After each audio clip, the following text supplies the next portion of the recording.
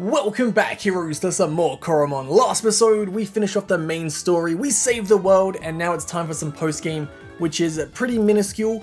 It's basically just catch all the Coromon and battle the developers. So what we're going to do for this video is kind of do like a little mini review while we battle the developers, get my honest thoughts and opinions on the game, and go over if Coromon is worth buying. So I wrote down a few little notes to go over and give my opinions on. And I'm not sure if this game's going to get any updates. I hope it does. Like some DLC or potentially like a Coromon 2 would be amazing. Because at the end, Rigel does say like, oh, there's more adventures, maybe like a space adventure. That'd be so cool. But anyway, let's get into this. So first of all, Coromon. The actual Coromons themselves. I gotta say, there's 114 and I would say at least 100 of them. There's a few of them I'm not the biggest fan of, but that's mainly like the bug insecty ones because I've never been a fan of like bug Pokemon or Digimon or anything like that. I hate insects and stuff, so obviously I'm not gonna like the buggy designs. But for the most part, the Coromon in this game really well designed. Their like potent and perfect forms look incredible. This game did a very good job of just having creatures you want to use.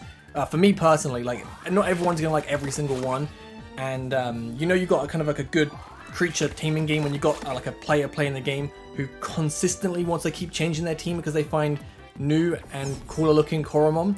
I think I changed my team so much in this like playthrough, but it was worth it because I liked so many Coromon. I just wanted there to be like a bigger limit so I can have like the 10, 20 party members. But the Coromon in my books, really well designed, did a very, very good job. So that gets a tick in my books. Next is the graphics and customization. Graphics, I love the pixel art. I think it looks so good, especially like the battle backgrounds and the Coromons themselves. They look incredible. Like the battle backgrounds being animated as well is just, so nice, man, so nice. The customization's really good, especially at the start. You get so many options. I think I would have liked a little bit more throughout the game, but there is a decent amount at the start. But it's mainly color variations. I think like some new outfits would have been really cool to add in. Maybe like future updates, that would be really cool. The music is just top tier, man. Like some of the battle music is just, you just want to jam to that all day long. It's really, really good. The music for some areas it suits the area so well. Like Daradik, the desert area, you really feel like you're in a desert with the music. It suits it so well. And I think the musician really just hit the nail on the head, did a perfect job with this. Difficulty. So we played on normal, but there is easy, normal, hard, and insane. Normal difficulty, I think it was a good balance. There was some battles that were pretty tough. The Titans themselves were, supposed to be like these big like boss challenges, which you expect them to be a bit difficult. The only one I really struggled with was Illusion, the ghost one. I think that's the only one I ever lost to. But going into this, like Voltgar, the first time I battled Voltgar in the demo like 2 years ago, I struggled a little bit, but going into this game, like I knew what it was about and I made it a little bit easier. But the rest of them were very, very easy. The Claw was just, as you saw in the playthrough, he destroyed some of the Titans. So I can't speak for hard mode or is it insane mode or intense mode or extreme mode? The hardest difficulty, I can't speak for those, but for normal mode, I felt like maybe you can buff the Titans up a little bit. I don't know if it's because I had a really powerful Coromon, but for the most part, I thought they were pretty easy. I mean, Illusion was, like I said, give me a little bit of trouble, especially when he regened. I was like, oh, no. But if you plan your team ahead, and you know what, like, obviously before you even get to the area, you know what's going to be next. Like, once we battle Voltgar, we find out that the next one's going to be Ghost, so you can prepare your team for that.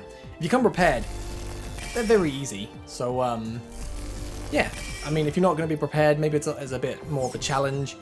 But I think potentially the Titans could be stronger. Or maybe I should just play on hard mode next time and give that a go.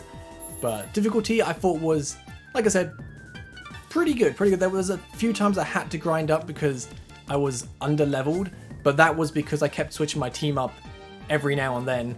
And I got super far behind, so I had to spend a decent chunk of time grinding, which wasn't too bad because we had 2 lazy gems and a sloth gem playing through this game. We got the XP chips as well, which were really nice. I wish we can get more of those, but like maybe get more of them throughout the game, but make them shorter periods because an hour of grinding is so long.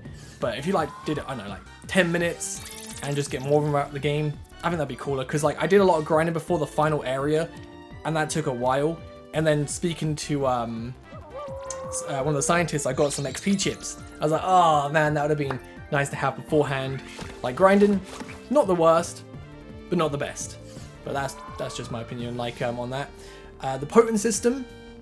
Now the potent system, I think is really, really cool.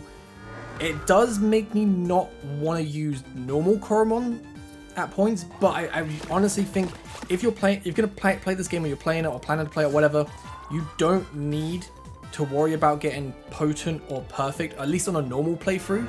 Maybe on hard mode or insane mode you might need to, especially for ranked. You're probably going to want to get the best stats for your Coromon, but for a casual playthrough you can use any Coromon you want, but grinding for the potent and perfects is pretty fun.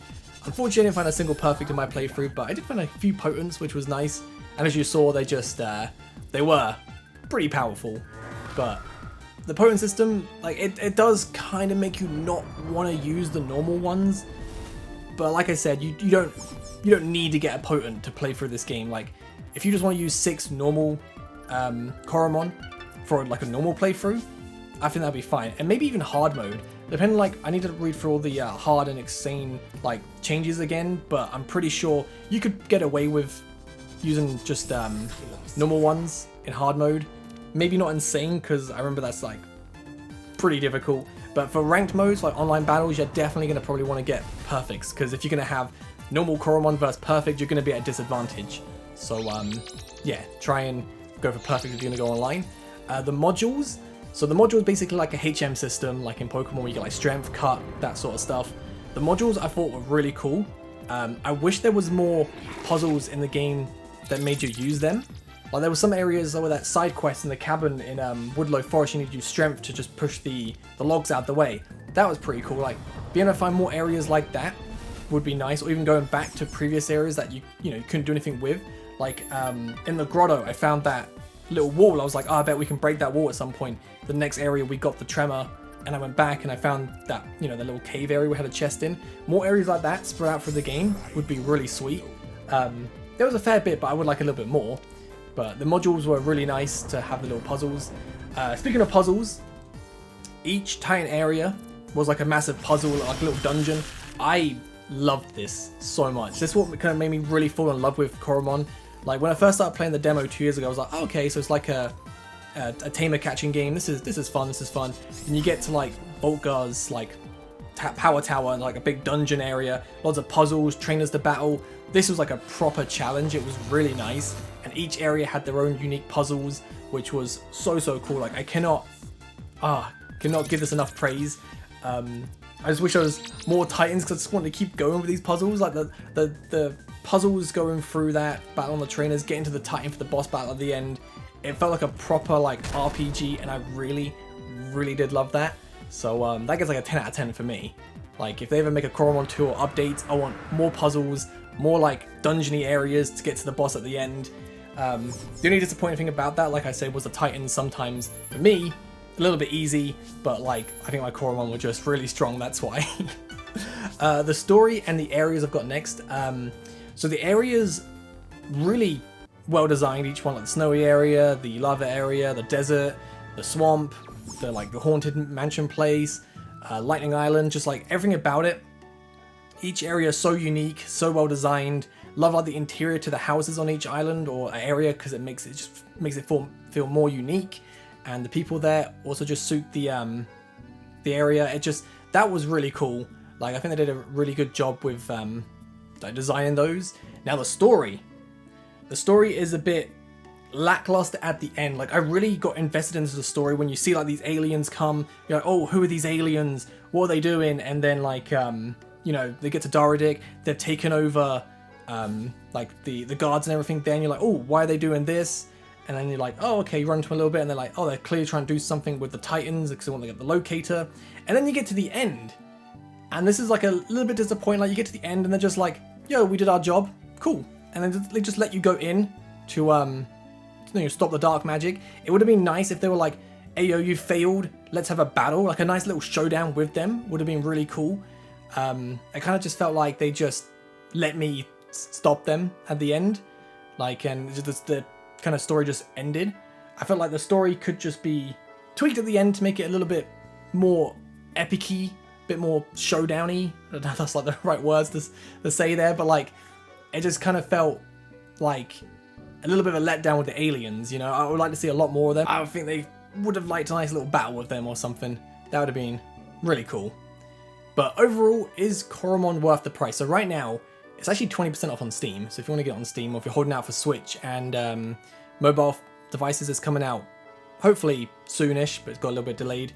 But it was what, £12.49, which is not a bad price at all. I think 100% for the price.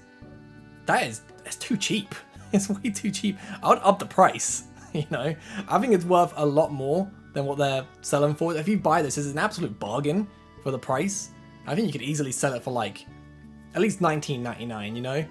But overall, banging game. Absolutely enjoyed it. Overall, they did a cracking job. Just like a little changes at the end, maybe some updates like some DLC or Coromon 2 for some more adventures. Like I think they've definitely got the like foundations of like a really great series they could just keep working on and build like their own little universe, which would be really nice to see. But overall, absolutely happy with the game. Played it the demo 2 years ago, and was it worth the wait? Absolutely. Do I recommend this game? Absolutely. Such a good game, and when it comes out on Switch and like Android, iOS, I really hope you guys enjoy it, because I know I had a lot of comments asking when it's getting released there, and if you do want to get it, I 100% recommend it. Just an absolutely fantastic game. Like if you liked Pokemon, like the original, you know, like DS games, or you know, even any Pokemon game really, because it's sort of the same thing, you'll enjoy this. It is just a really well done creature taming game, 100%. But yeah, hopefully you guys enjoyed it. If there is any updates to this or any like announcements, we'll definitely be jumping on it, because I am really in love with this game. And yeah, thank you guys for watching the series. Hopefully you guys enjoyed. I will catch you guys next time. Have a great day. Peace.